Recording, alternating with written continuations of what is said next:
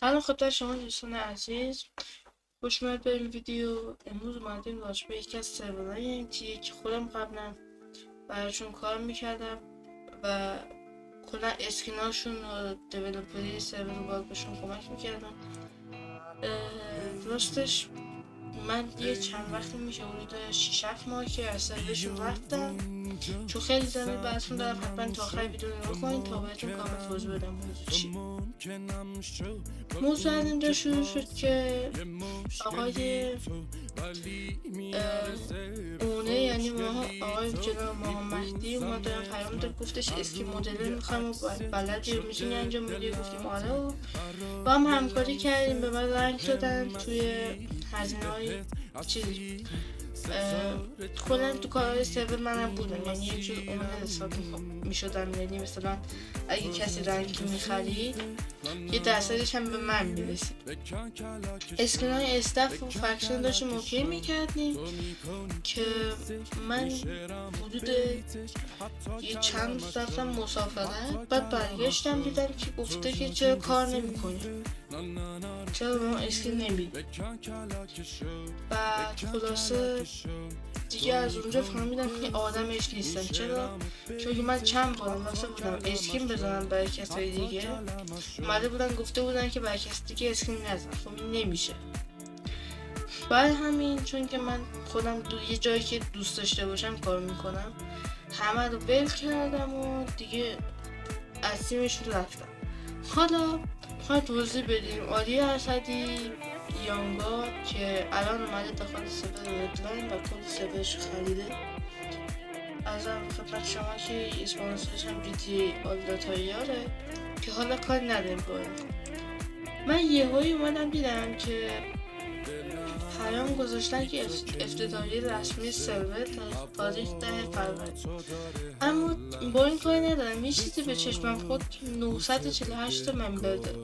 اون موقعی که من بودم هنوز 100 تایی نشده بودن و اینکه آریا اسدی یه آدم چیزی بگم، آدم تقلب کاری، حالا بخوام سانسورش کنم، ولی نکنه الان مثلا شما این چیزی نیست تا وقتی که بیان لیست آفلاین ها شما الان نکنه الان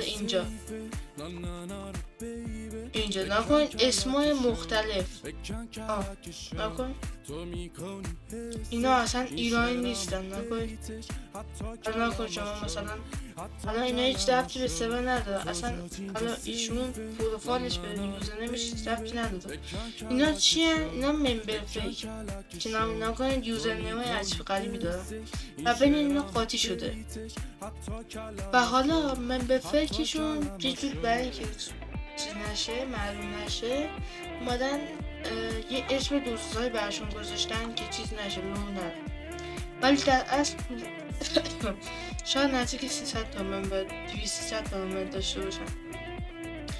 دوم این که اینجا نوشتن که آماده ای بزرگترین ماجراجویی زندگیت از اینجا شروع میشه. ببینید سرور MTA بذارید من توضیح بهتون بدم. MTA با یه برنامه‌ای که با دیتیل اندریسه که کیفیت خیلی خاصی نداره و حتی دکتر MTA که بهترین سرور ایران هم هستش هنوز به اون کیفیتی که میخواد نرسیده. و اینکه یک سرور MTA هیچ وقت نمیتونه بهترین سرور باشه. چرا؟ چون که هم اتک میخوره از این نظر، هم از این طرف که مسخرهش میکنن، هم از این طرف که میان گنده گوزی میکنن که بهترین سرور. خود روکسان MTA یا همین ایران MTA راکستار اینا نمیان به خودشون میگن بهترین سرور. بعد این سرور که هنوز راه نشده اومده نوشته آماده بزرگترین ماجراجویی زندگی از اینجا شروع میشه. ببینید اینجا میبینید که اینجا یه بار دیگه چیز کرده بودن، یه بار گفته بودن که قرار رام بشه چون که یه سری اسکریپت ها به مشکل خورد و نتونستن رام کنن.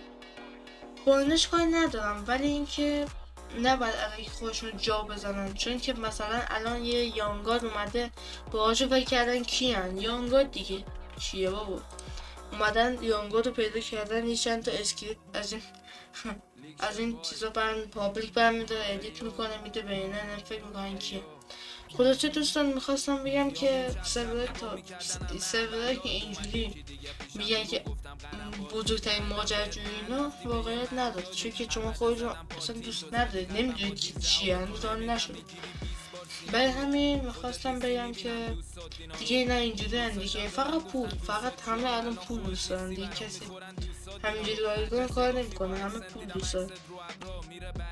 امیدوارم که خوشتون اومده باشه، ویدیو لایک کنید، چنل ما فالو کنید تا بیشتر بتونید با اینجور آدم ها معرفی کنید. ما ویدیو دیگه خدا نگهدار.